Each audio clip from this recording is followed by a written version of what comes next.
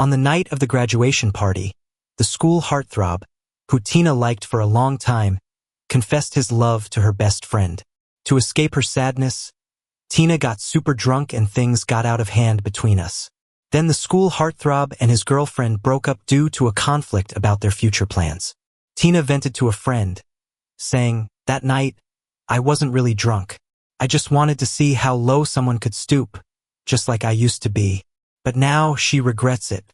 No wonder his name came out so clearly from her lips that night. I honestly thought she was drunk. Seeing her full of regret, for a moment, I chose to act like I didn't know anything. But when she generously revealed she applied to college in H-Town, I decided to choose J-Town, the farthest place from there. From then on, we went our separate ways, no need to see each other. That night, I drank a lot too. By the time Tina and I got to the hotel, my head was still spinning. I thought it was all a dream. That person who supposedly despised me was, bit by bit, kissing me. As her kisses moved downwards, I suddenly cried. I leaned in, chasing those kisses, but she instinctively avoided me. It didn't bother me. She never liked me, never even spared me a glance. I understood myself, probably had some buried hormones. Dreaming of her kissing me, but because she hated me so much, I couldn't imagine her doing so. Kissing is for lovers, so in my dream it never reached that point, which seemed normal. Until my tears overflowed, and she suddenly whispered a name in my ear. Her voice was hoarse and low, but I heard it clearly. "Frank. Frank. Why?" The words seemed to squeeze bitterly from her heart, but landed like needles in my chest. My heart was heavy and bitter, and my nose stung so much I could hardly breathe. I was stunned, lying there. Suddenly, she bit down hard on my shoulder. She's got this sharp snaggletooth, and the sting from my shoulder combined with tired, aching legs. Sensations flooded me at once. In that moment, my drunken head snapped into clarity. This wasn't a dream. She was drunk and mistook me for Frank. The guy who's been in her heart for 3 years confessed to her best friend right in front of her at the graduation party. I don't know why, but watching her drink one cup after another, I unconsciously drank a lot too. After all, my feelings for her were something I never dared to express, fearing humiliation. That bitter feeling inside, I tried to suppress it with strong liquor. Who knew it'd get me this drunk? I surveyed the messy room. My shirt even had buttons torn off, crumpled over my upper body. I got up and tried to put it back on, but my legs were trembling after just a few steps. Looking at her sleeping on the bed, I was afraid to wake her. I didn't know how we'd face each other once she opened her eyes. Wearing slippers, I tiptoed to the bathroom, turning the water on low to wash up. My body ached everywhere. I never imagined something like this could be so unsettling. Everything happened too fast, my mind still sluggish. But I knew there'd been a mistake, one no larger than it already was. I was unsure if Tina would remember anything at all. She already dislikes me. She'd probably think I did it on purpose. I went to the mall restroom to check my hair and splashed my face with cold water to wake up a bit. I'm still staying over at Tina's house. Scared to bump into her, I wandered around the neighborhood for a while, then gathered courage to go inside. I hoped to sneak in unnoticed, but just as I was turning the key, the door opened. There stood Tina, looking as cold as ever. I thought maybe she really drank too much, couldn't remember anything. She didn't speak, but who'd buy such nonsense anyway? I mean, she barely acknowledges me with a glance typically. I wasn't afraid. She didn't press further, so I was ready to slip away. Just then, my mom walked in from watering plants on the patio, furious. "Sam, you're so bold now, huh? Staying out all night, hanging out with who knows what kind of people?" In the living room, it was just us three, and her words hit me hard. I felt frozen, unable to move. It's like I should get used to my dignity being trampled, but I'm still human. How could anyone ever get used to that? My eyes were red, but I refused to show weakness, lowering my head to fight back tears. Then suddenly, Tina said, "Shut up." My mom awkwardly went silent. Not speaking further, I slipped past her, escaping to my room.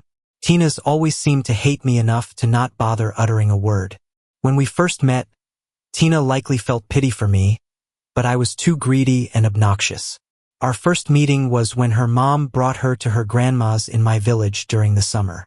I didn't pay much attention, just remembered her bright smile and that distinctive snaggletooth, which I never expected would later sink into my skin so fiercely. In the mirror, the bite mark on my shoulder revealed Tina's fierce nature, stinging at every move. I changed clothes, needing to head out. I had a tutoring gig, rare to find and paid better than handing out flyers. I figured I'd treat the wound after the class, but then noticed a first aid kit left on the coffee table. Maybe someone forgot to put it away. Still had time before class, and my shoulder hurt so bad, so I quietly grabbed it to tend my injury, then snuck it back unseen. Just as I returned it, my mom noticed. "Sam, why'd you take the first aid kit?" "I saw it there, just thought to put it back." "Who'd leave it there?" My mom slowly approached me, always trying to dig up any secrets about me to embarrass me. I was a little scared. Just then, Tina, annoyed, opened the door and peeked out from the second floor saying, "Can we be quiet? I just used the first aid kit." She rarely lost her temper or showed her annoyance at school, but she probably couldn't stand me and my mom. That's why she often didn't bother to hide her cold demeanor and harsh words around us. I could probably guess why she didn't like me. Who wouldn't dislike someone who's greedy and self-centered? Back then, my mom wanted me to drop out of school and work at a factory. She wanted me to help pay for my brother's education. As for my dad, he was either gambling, cheating, or coming home drunk after losing and beating up people. My mom would often lash out at me. "If I hadn't gotten pregnant with you, I'd have divorced your dad long ago." As I entered the last year of middle school, her outbursts increased. It had reached a point where just watching me pack my school bag in the corner could trigger her anger. "You all suck me dry. Just let me die already.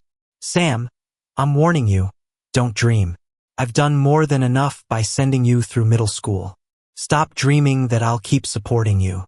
Middle school was part of mandatory education. Isn't the food and shelter costing money? Do I owe this to you to have you freeload and drain me until I'm dry? Will that make you happy?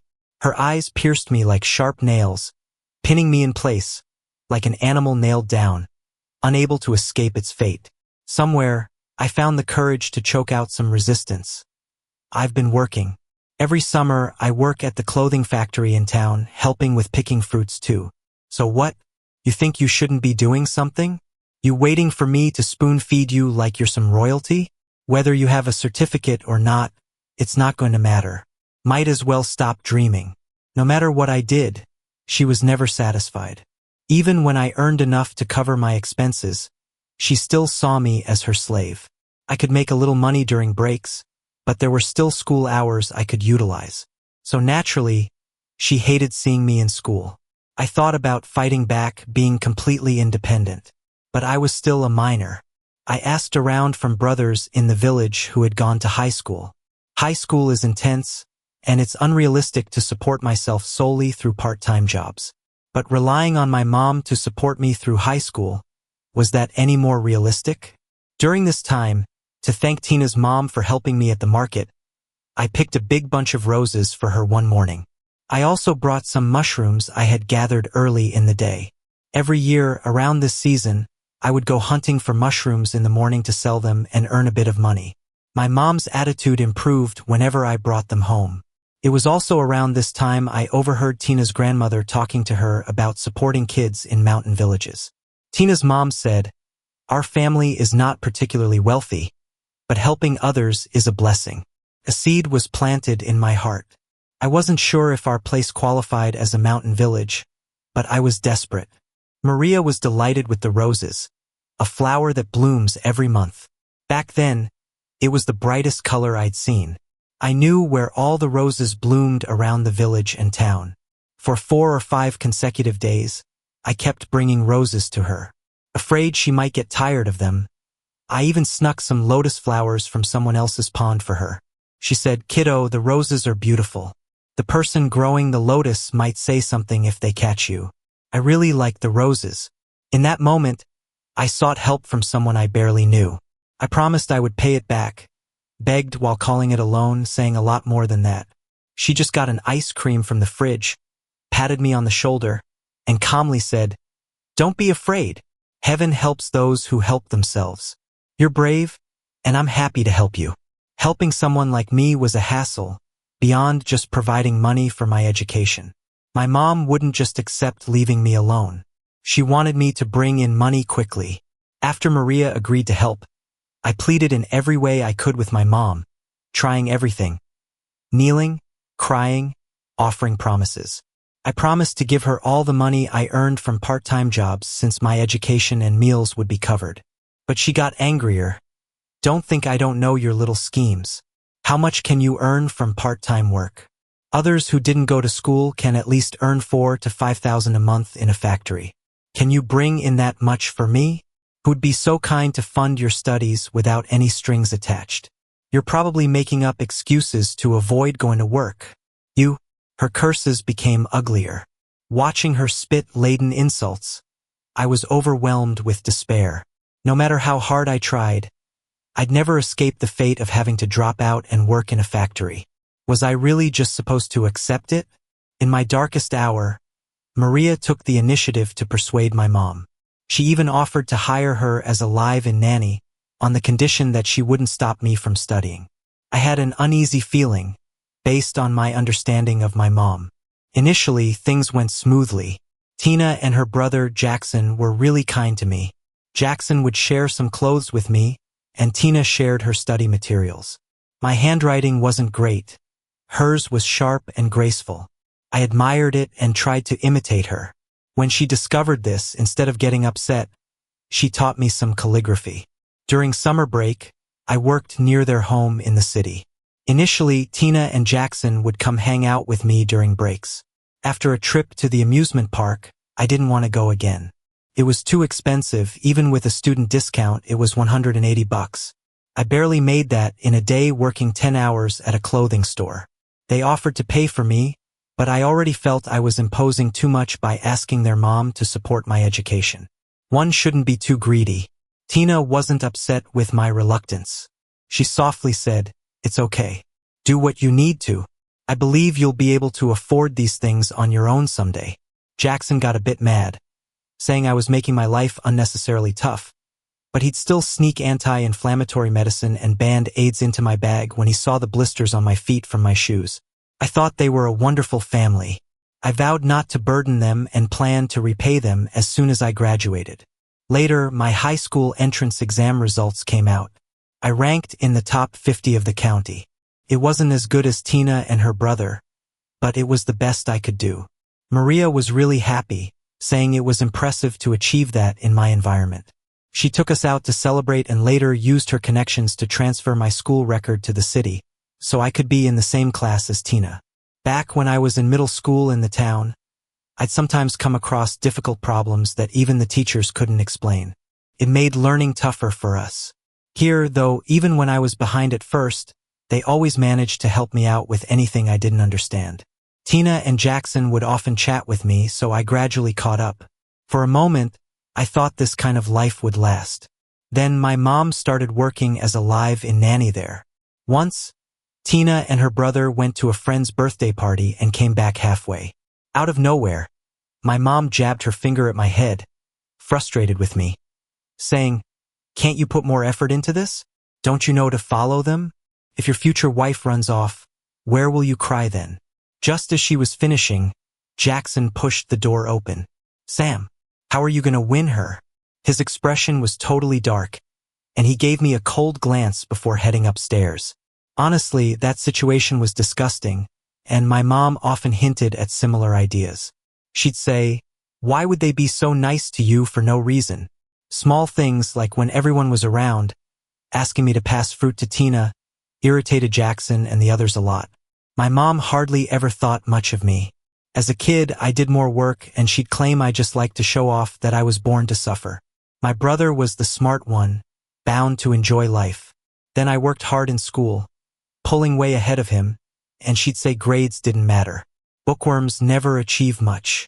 But when Tina's family showed appreciation for me, my mom was convinced, though I had no idea why. I responded by wondering why they were kind. Because I seemed like a pitiful stray dog? Should stray dogs expect to be taken in just because someone shows them some kindness?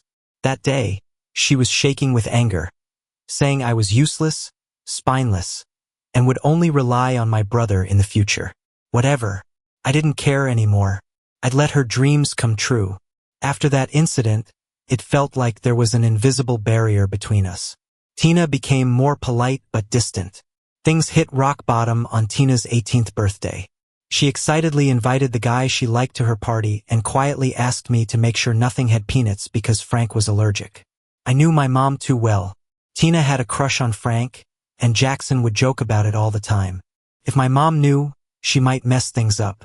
I didn't mention the allergy, just said Maria didn't want peanuts because someone didn't like it, or she'd lose her pay. To be safe, I stayed in the kitchen all morning, removing anything with peanuts. I thought everything was fine. But during the party, Frank's face turned from pale to purple, and they had to call an ambulance. I sat on the couch till late. When Tina came back, she had a look in her eyes I never imagined. Her face was cold and full of disgust. I tried to explain, but she slapped me across the face. "You make me sick." Her words and the slap echoed in the quiet night. Everyone came out, the lights switched on, and in that moment, any scrap of dignity I had was gone. I tried to speak, but nothing came out. Jackson chimed in, "Don't get involved with people like them. Throw those parasites out." I stood there, taking it all in, waiting for their verdict. In the end, Maria didn't make us leave. But I never forgot that day, as everyone assumed my mom and I snuck in peanuts. Jackson talked about calling the cops for attempted murder, wanting us jailed since Frank was his close friend. My mom, never having faced this before, cried and denied everything, with nobody believing her. She turned anger on me, grabbing me and slapping me until my mouth tasted like blood. She ranted, "I told you, you don't have the life of a young master. Why did you act like one? If you hadn't dreamed of a better life every day, I wouldn't have to be a nanny here and deal with all this." She blamed me for wanting to study, but to others it sounded different. Jackson got even angrier after hearing that. "Sam, what have we done to you? You're just a kid. Don't you have any shame? What kind of thoughts go through your head when you see my sister every day?" I looked at him, stunned, his words dripping with accusation. That day, I felt stripped of all dignity. When Maria returned, the nightmare finally ended. She was shocked at the chaos and, after understanding what happened, told everyone the public areas were monitored, and the food could be tested. She scolded everyone and wanted to take me to put medicine on my wounds. I held her arm, trying not to let my voice shake, asking her, "Auntie, can we check the cameras first?" "Sam, but your injuries." I couldn't look at her, tears ready to fall. "Please." Finally, the footage showed I had removed all peanut items and checked everything carefully. My mom barely left her room. But that wasn't enough for them. Someone claimed we could have done it before coming inside. "In short, just be cautious so you don't let the wolf into your house," another friend chimed in. Maria didn't respond to him. She just took a deep breath and said, "I trust Sam's character. I like him, that's why I keep him around. Since there are friends who doubt him, I can't let him carry the reputation of a murderer at such a young age. Let's have all today's food and drinks tested." I couldn't hold back my tears anymore. My face was wet as I quietly said, "Auntie, I'll pay you back for the testing fees later. Testing takes time." I couldn't stay there any longer. I bowed to her and dashed out. Tests take time, especially back then when there weren't many places willing to take on such jobs. Results took 30 working days. I didn't want to stay any longer, so I applied to live at school. But with only 2 weeks until the college entrance exams, finding a dorm was hectic, and Maria was also really worried. She privately reached out to me several times. She said she would prove my innocence. They hadn't fired my mom yet. She was shifted from cooking to cleaning duties. I didn't have extra money to rent a place either. I'm not exactly smart. Throughout high school, I barely did any part-time jobs since I didn't want to waste the opportunity one pathetically begged for. So I stayed there until the graduation party after the entrance exams. After what happened with Tina, I just couldn't stay. Aside from tutoring kids, I also worked as a server at a hot pot place. Since the shift started midday, I could handle both. I asked the manager for dorm living and moved out when it was approved. As for my mom, I lied and said I'd send her money once I got paid. While waiting for my results, I barely went back. Except when Maria got back from a business trip and I thought it might be hard to see her again. I secretly bought her a bouquet of roses to express my gratitude. Earlier, without money, I could only afford cheap knockoff roses like carnations. I wasn't sure how to repay her or if I could, but I was genuinely thankful for her kindness. That day, while passing Tina's study, I overheard her drunkenly confiding in a friend, Jessica, "You know what? I wasn't drunk that night with Sam. I might have mental issues." All I could think about was Frank confessing to Vivian. I felt so pathetic all these years. I wanted to see if anyone was more pathetic than me. She slapped herself. Then, looking dazed, she said, "But I regret it now. I couldn't listen anymore." Maria was on a phone call in the garden. I left the roses and card in the living room and ran out. Leaving, I felt like a mere shell. Passing by a store, I saw my reflection in the blurry glass. I felt so lost. At that moment, I thought I was despicable. She wasn't drunk. What did she see me as? She called out Frank's name on purpose. What did she want to see? Me begging like a dog? How low would I stoop? I just trembled all over.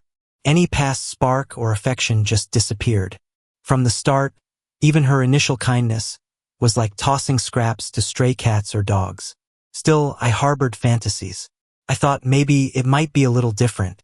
I had hoped that sticking it out until I finished the application and got my acceptance letter would be enough. But things escalated beyond my expectations.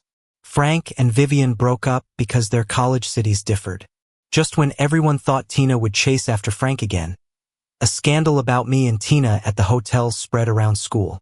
Someone sent me part of the chat screenshot. They marveled at my manipulative ways.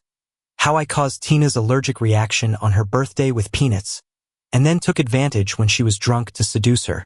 They speculated whether my expertise came from lots of experience.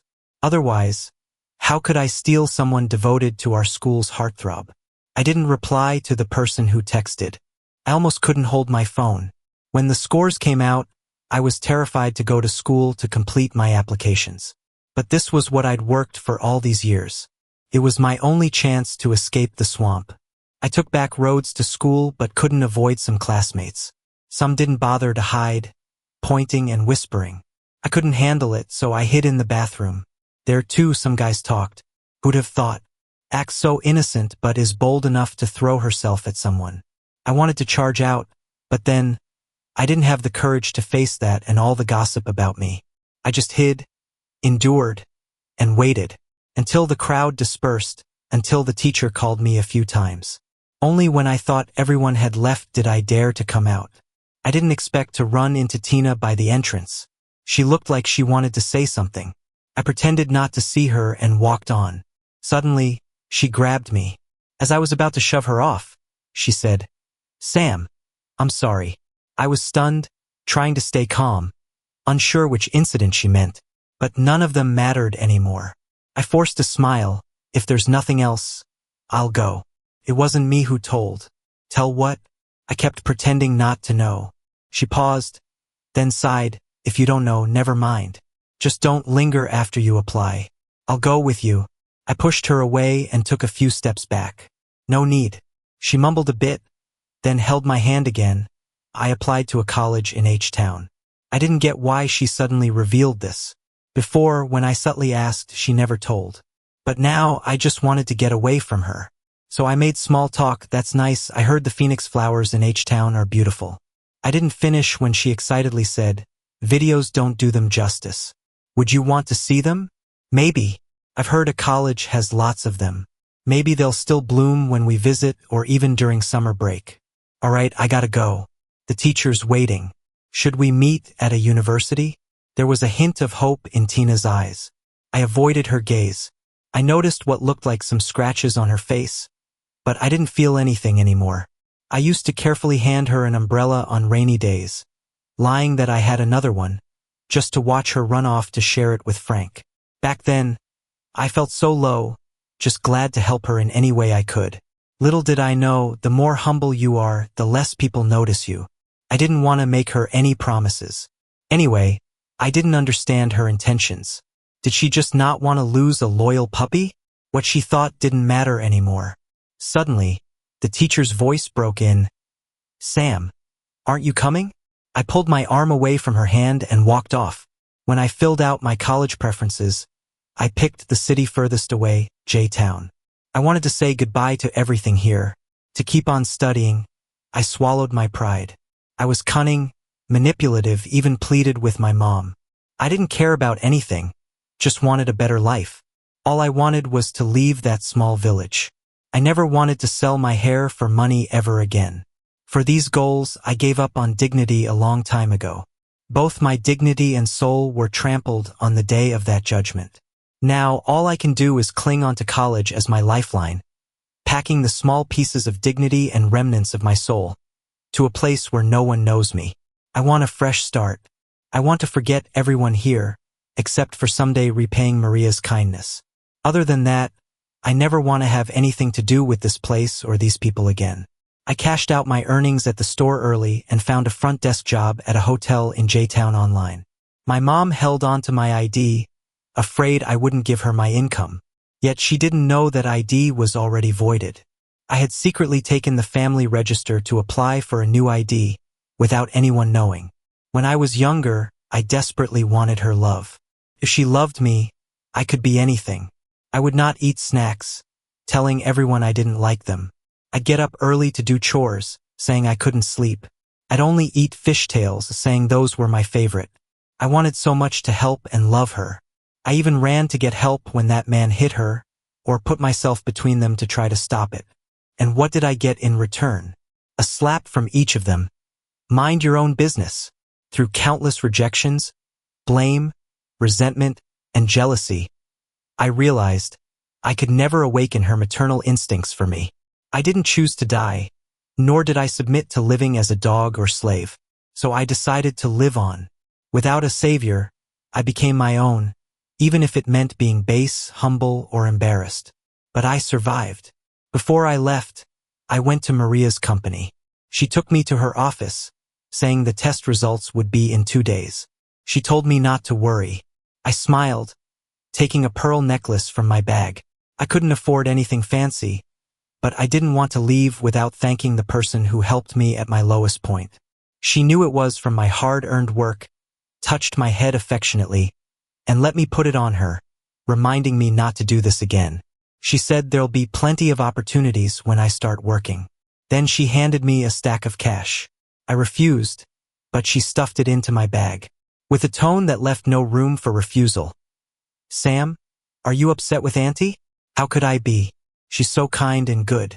As I was leaving, I spotted a black and gold pen on her desk. Annie, can I look at this pen? What, do you like it? It's unique. Then it's yours.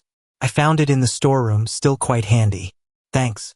Walking out of Maria's office, the sun was glaring. I don't know why, but tears streamed down my face again. I promised not to care, yet why do I still feel a little heartbroken? The poor always want to give away the best they have. This pen was my gift for Tina's 18th birthday.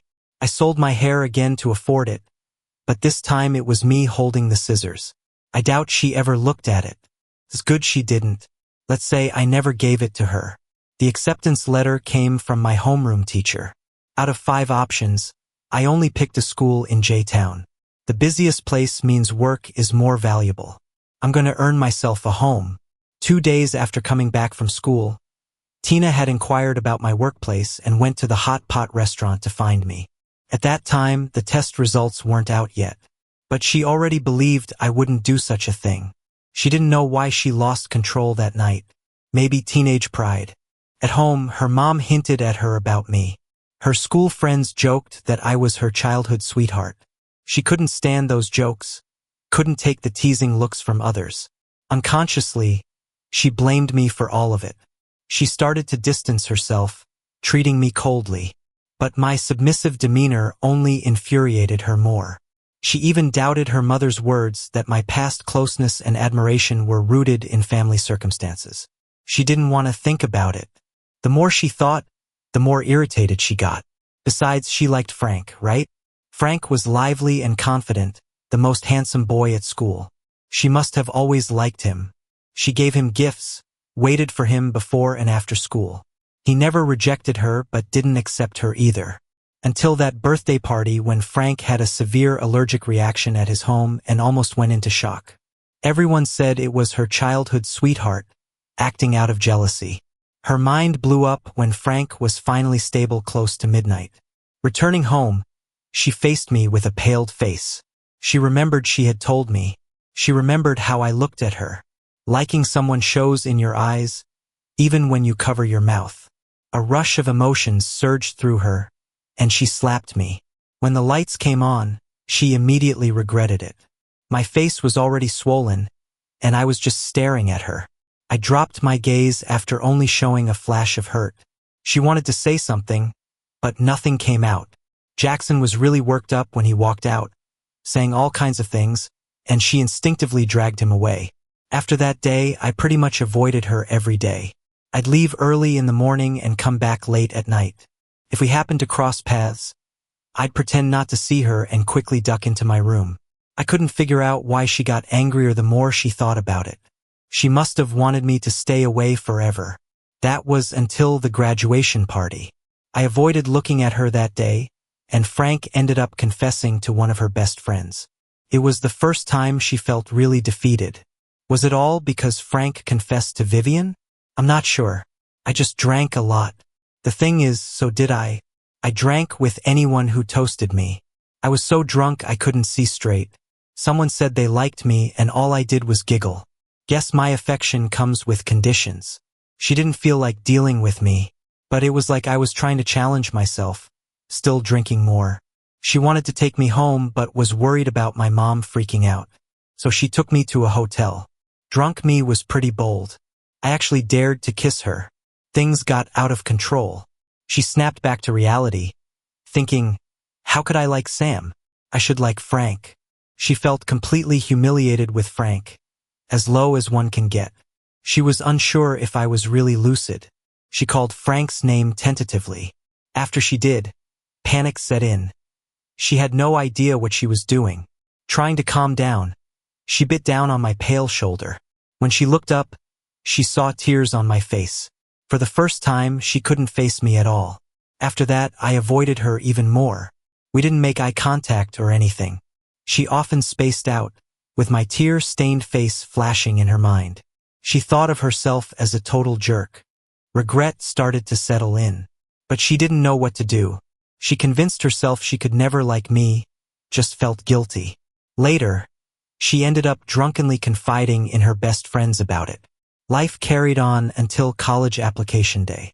Then she found out everyone was talking about us. She hit Jessica, then hit other classmates too. She even got hurt, scared that I'd found out. She waited forever and I didn't show. The panic set in deep in her heart. When she finally called and texted, there was no response. She was almost ready to call the police, and then I showed up. Still acted like I didn't want to talk to her. Plus, I didn't even notice the bruises on her face. She thought I must be so fickle. But I told her I liked flamboyant trees. I was so curious about her college plans. I might head to H-Town to see flamboyant trees, maybe for something more. That day ended up being the last time we saw each other. Tina went home and teased Jackson. Didn't think someone would send you roses. No, those are from Sam for our mom. Probably hoping she keeps supporting his college studies. Can't you tell the flowers are nearly dead? How long has it been? When? That was when Mom got back from her trip. Tina stood in shock. She had known for a while. Tina sat on the couch, possibly for hours. Then she got up and left, overwhelmed and troubled. Before she knew it, she was at Sam's workplace, looking around, but he wasn't there. She eventually asked a waiter and learned he'd quit. Where was he? She kept quiet because she didn't want his family to find him. She guessed he might have run away. She hoped he ran, but where would he go? Would he head to H-Town? She wasn't sure. Flamboyant trees aren't exclusive to H-Town. What else could have drawn him there? The results were in, but the one who needed them most was gone. None of the food or drinks had peanuts, so how did Frank get an allergic reaction? One day, Frank had another reaction, and it turned out, at a bakery, there were peanut-laden bread and peanut-free options. A new guy did a bad job cleaning the trays. When Tina heard this, she froze, speechless for a long time. Later, she watched security footage of Frank's party when she took him to the hospital. On it, a frail, cat-like boy was dragged over and slapped. The video was filled with abusive words, surrounded by onlookers. It looked like outright abuse. She couldn't bear to watch and left the room, struggling to breathe. Afterward, she visited her grandma and tried to find out more about Sam without being obvious. Turned out she'd only seen the tip of the iceberg. How does someone live so harshly? Anyone could yell at him, hit him with a broom, a stick, or a bamboo rod. Even scalding water and hot soup were tossed his way. Moving cat-like, Sam scrambled to make a living, running all over, catching fish in the summer, rain-drenched, barefoot, racing to the dam, nearly swept away countless times. Before dawn, he'd be in the woods picking mushrooms. In that countryside, burials are done in the ground. She visited those woods with countless graves, and despite the daylight, felt unsettled. Did he really have guts or just no other choice? She used to think he was sycophantic, but standing in his shoes, surviving seemed impossible. Every month, roses bloomed. While she was there, many blossomed. Standing by the flowers, she felt lost. It was after Sam vanished that summer, she realized she liked him. She often remembered his wide, animated eyes, full of a wild vitality. Initially, when he looked at her, they held something more.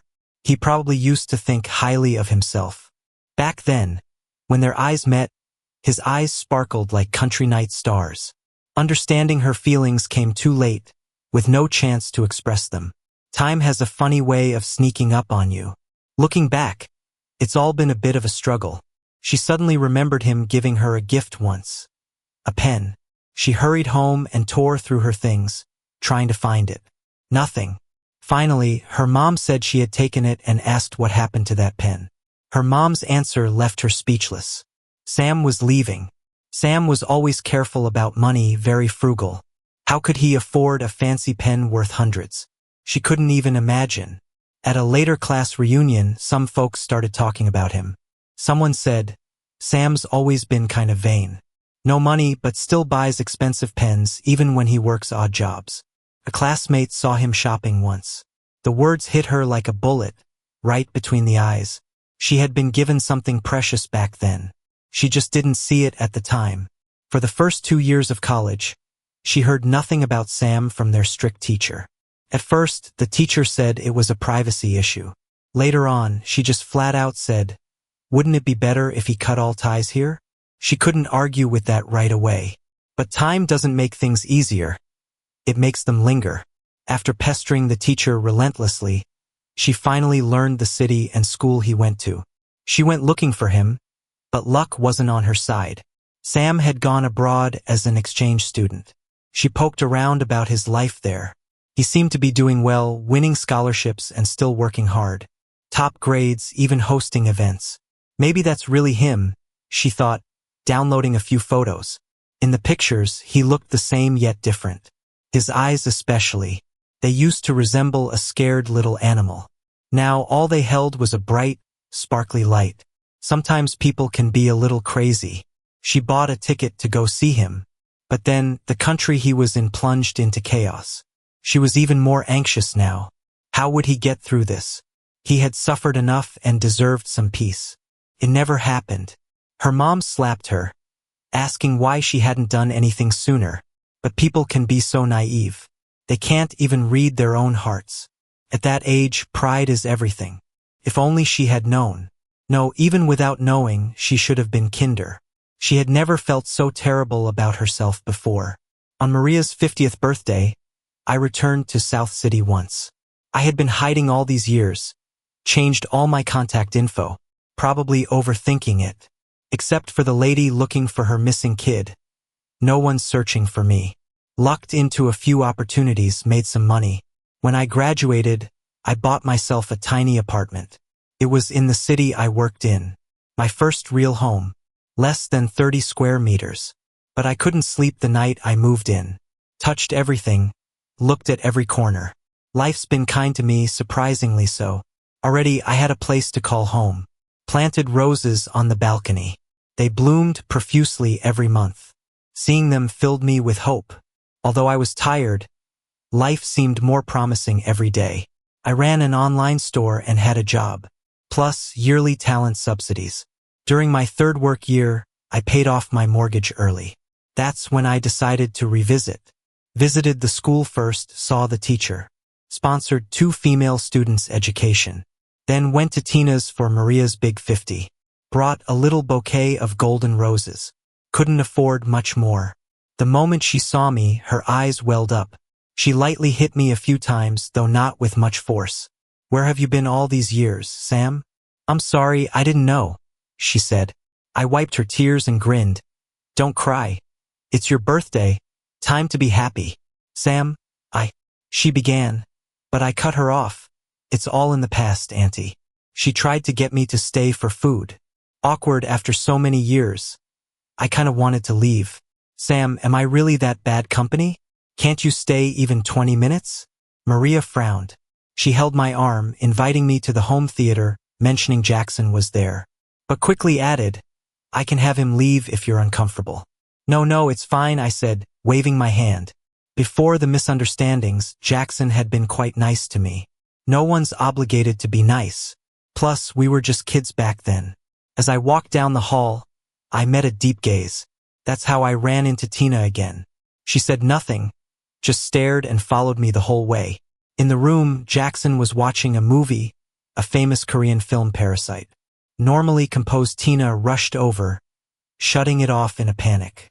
When Jackson realized it was me, he was taken aback, fumbled. "Sam, I didn't know." "Really, I didn't." I chuckled. "No worries, great movie. I like it too." Long time no see, Jackson. When I think back, the most vivid memory of him is when I first visited. He excitedly pulled out all sorts of toys. Rare moments of genuine joy from my past. "Long time, Sam," he replied, smiling. Then he started choking up. He walked over swiftly and hugged me hard. "I'm sorry, Sam. I was awful back then." Sorry. The whole birthday party. Neither Tina nor I spoke. Jackson nudged her nervously. She snapped back to reality just as I was leaving and walked me out. I was about to refuse when I caught Maria's expression. She seemed stuck with something unsaid. So I nodded, only to find the garden filled with roses. An awkward air filled the space, and she seemed to have much to say but couldn't. Eventually, I laughed it off. "Tina, it's all behind us. No worries. But I can't let it go," she blurted, grabbing my arm suddenly. "Sam, I've been searching so much for you." "Sam, what are you up to?" A figure appeared, holding my hand tightly with intertwined fingers. Her? Who is she?" "She's my wife, Stella."